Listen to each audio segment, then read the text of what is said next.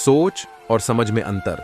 एक डॉ चाहता है कि हर आदमी बीमार हो, वकील चाहता है कि हर आदमी झगड़ालू हो, पुलिस चाहती है कि हर आदमी जुल्मी हो, ठेकेदार चाहता है कि हर आदमी मजदूर हो, दारू का ठेकेदार चाहता है कि हर आदमी शराबी हो, बैंक चाहता है कि हर आदमी कर्जदार हो, नेता चाहता है कि हर आदमी भोला भाला और अनपढ़ हो, पुजारी चाहता है कि हर आदमी अंधविश्वास में डूबा रहे, तांत्रिक चाहता है कि हर आदमी भूत प्रेतों से डरता रहे। एक बार एक ग्वालन दूध बेच रही थी और सबको दूध नाप नाप कर दे रही थी। उसी समय एक नौजवान दूध लेने आया तो ग्वालन ने बिना नापे ही उस नौजवान का बर्तन दूध से भर दिया। वही थोड़ी दूर पर एक साधु हाथ में माला लेकर मनकों को गिन गिन कर माल फेर था।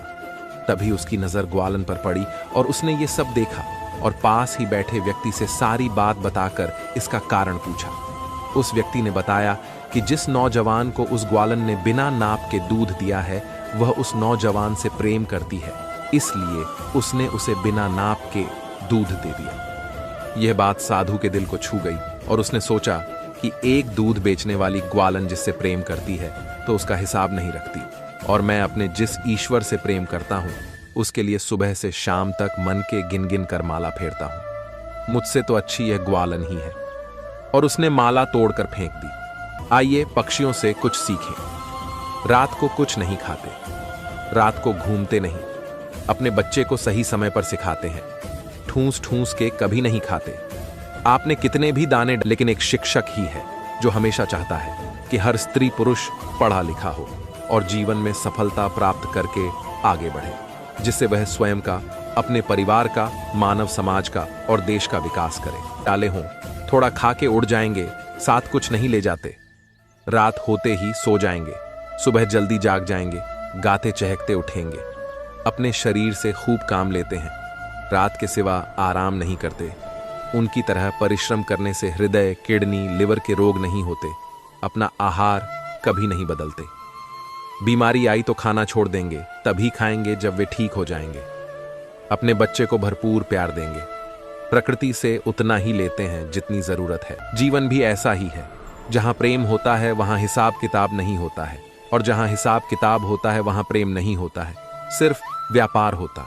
मुंह न लगे अभद्र, असभ्य व्यक्ति, चाहे परिवार का सदस्य हो या बाहरी व्यक्ति हो, उसके मुंह नहीं लगना चाहिए, क्योंकि ऐसा व्यक्ति आत्ममुग्धता के नशे में इतना डूबा होता है कि उसे अपने से अधिक ज्ञानवान व्यक्ति कोई दूसरा नहीं दिखाई देता।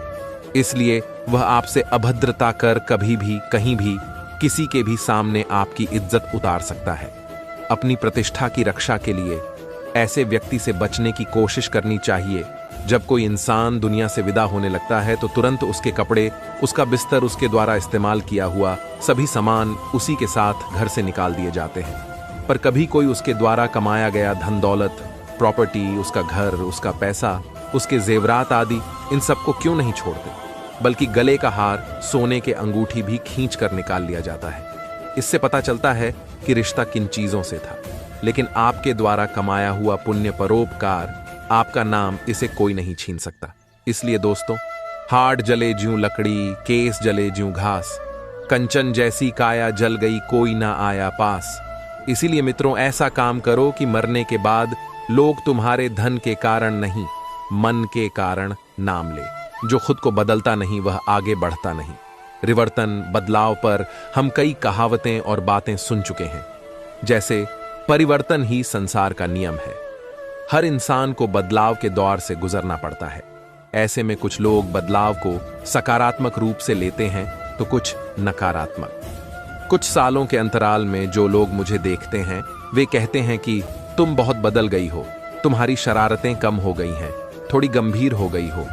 वे आगे यह भी जोड़ते हैं कि खुद को मत बदलो। लोगों की बातें सुन यह सवाल मेरे मन में उठता रहा है कि क्या सक्सेस बदलाव जरूरी है? कहीं बदलाव से हमारी सीढ़ी, पहचान तो नहीं खो जाएगी? इन्हीं सवालों का जवाब मैंने तलाशने की कोशिश की और निष्कर्ष निकला कि बदलाव बेहद जरूरी है। बदलाव नहीं होगा तो इंसान का जीवन नीरस हो जाएगा, चुनौतियां खत्म हो जाएंगी और उसका विकास रुक जाएगा। हजारों साल पहले पृथ्वी पर जो जीव रहा करते थे उनमें से क्यों का आज नामो निशान नहीं है। इसकी वजह यही है कि वे जीव परिस्थितियों वातावरण के मुताबिक खुद को ढाल नहीं पाए और धीरे धीरे लुप्त हो गए। जिन जीवों ने खुद को ढाल लिया वे आज आंखों के सामने हैं। इंसानों के साथ भी ऐसा ही होता है, बस फर्क इतना है कि वे लुप्त तो नहीं होते, लेकिन भीड़ में उनकी कोई पहचान भी नहीं होती। उनका होना न होना समान है। हमारे आसपास ऐसे कई लोग हैं जो खुद को बदलना नहीं चाहते। जब कोई उन्हें कहता है कि तुम्हें अब ये चीज अपनानी चाहिए, खुद में ये बदलाव लाना चाहिए, वे बड़े गर्व से जवाब देते हैं, मैं ऐसा ही हूं, मैं खुद को क्यों बदलूं। ऐसे लोग अपने काम करने का तरीका नहीं बदलते और परेशानियों में फंसे रहते हैं। समझदार इंसान वही है जो खुद को माहौल के हिसाब से ढाल ले।